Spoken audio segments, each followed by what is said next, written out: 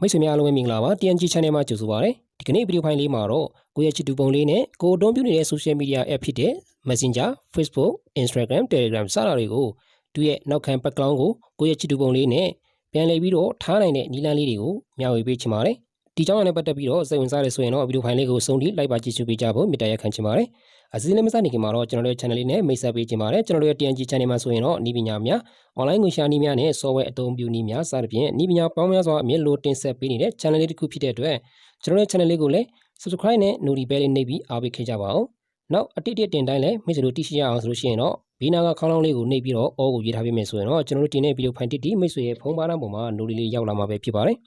ဒါဆိုရင်တော့ကျွန်တော်တို့စလိုက်ပါမယ်နော်ပထမဆုံးအနေနဲ့မိတ်ဆွေတို့ရဲ့ဖုန်းထဲမှာအခုကျွန်တော်ပြပေးမယ် application ရှိထားဖို့လိုအပ်ပါမယ်အဲ့ဒီ application ကိုရရှိဖို့အတွက်ဆိုလို့ရှိရင်လည်းအခုမိတ်ဆွေတို့ကြည့်နေတဲ့ကျွန်တော်ရဲ့ video file ရဲ့ခေါင်းစဉ်ကိုတစ်ချက်လောက်နှိပ်လိုက်မယ်ဆိုရင်တော့အခုလိုမျိုးအောက်မှာ app down ရ link ဆိုပြီးတော့ပေါ်လာမှာဖြစ်ပါတယ်ပေါ်လာပြီဆိုရင်တော့အဲ့ဒီနေရာမှာပဲမိတ်ဆွေတို့လွယ်ကူကူနဲ့အဲ့ဒီ link ကနေမှတစ်ဆင့်နှိပ်ပြီးတော့ application ကို down နိုင်မှာပဲဖြစ်ပါတယ် application ကို down ပြီးလို့ကိုယ့်ရဲ့ဖုန်း screen ပေါ်မှာအခုလိုမျိုးပေါ်လာပြီဆိုရင်တော့အဲ့ဒီ application လေးကိုတစ်ချက်ကျွန်တော်တို့ဝင်လိုက်ပါမယ်ပြီးရင်တော့ကျွန်တော်ဒီမျက်နှာပြင်ရောက်လာပြီဆိုရင်တော့ကျွန်တော်ပထမဆုံးအနေနဲ့ကျွန်တော်ဘာလုပ်ရမှာလဲဆိုတော့ကျွန်တော်တို့ဒီနေရာမှာဒီမှာပေါ့နော် mock app overlay ဆိုတဲ့ဒီညာဘက်တောက်မှာကျွန်တော်တစ်ချက်လောက်နှိပ်ပေးလိုက်ပါဒီနေရာရောက်လာပြီဆိုလို့ရှိရင်တော့ကျွန်တော်တို့ပုံထည့်နိုင်ဖို့အတွက်ဆိုလို့ရှိရင်ဒီနေရာမှာသူကကျွန်တော်တို့ကိုနှစ်ခုပြပေးထားတာပေါ့နော်ဒီမှာလဲနေတဲ့ဟာရောကျွန်တော်ထောင်းနေတဲ့ဟာလည်းပေါ့နော်ဒီနှစ်ခုကိုကျွန်တော်တို့ကဘယ်နေရာဘယ်ဟာကိုအသုံးပြုချင်လဲဆိုတော့ကိုကျွန်တော်ဒီနေရာမှာရွေးချယ်နိုင်ပါတယ်ကျွန်တော်တို့က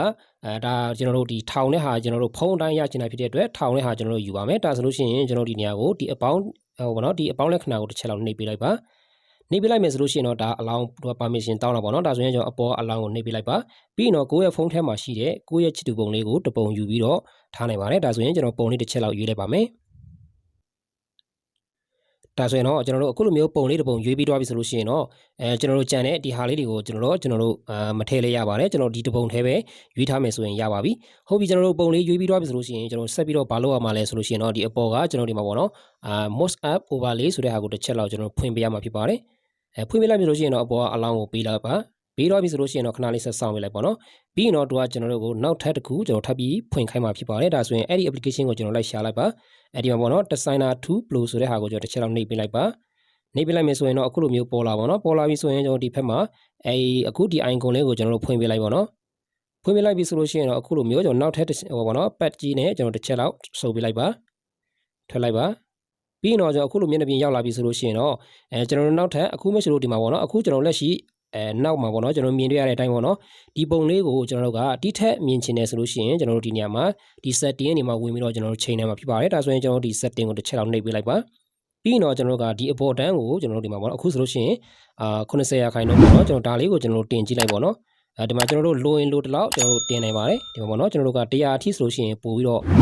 တော့မြင်ရတာပေါ့နော်ဟုတ်ပြီဒါဆိုရင်ကျွန်တော်ကတော့ဒီ100အထိထားလိုက်ပါမယ်နော်100အထိထားလိုက်မယ်ပြီးရင်ကျန်တဲ့အပိုင်းဒီမှာတော့ကျွန်တော်တို့ဘာမှမလုပ်လဲရပါတယ်ဒါလေးကိုကျွန်တော်တို့ဒီမှာဒါကတော့အပေါ်အောက်ပေါ့နော်ကျွန်တော်တို့ဘယ်လောက်လိုချင်တာလဲပေါ့နော်ဒါလေးကိုကျွန်တော်တို့ရွှေ့လို့ရပါတယ်ဟုတ်ပြီဒါဆိုရင်တော့ကျွန်တော်တစ်ချက်နောက်ပတ်ကီနဲ့ပြန်ဆုပ်ပါမယ်ဟုတ်ပြီဒါလေးကိုကျွန်တော်ပြီးသွားပြီဆိုလို့ရှိရင်ကျွန်တော်ဘာဆက်လုပ်ရမှာလဲဆိုတော့ဒီအပိုင်းတော့ကျွန်တော်တို့ပြီးသွားပါပြီပေါ့နော်ပြီးသွားပြီဆိုတော့ကျွန်တော်အခုဆိုလို့ရှိရင်ကိုအသုံးပြုနေတဲ့ social media app တိုင်းပေါ့နော်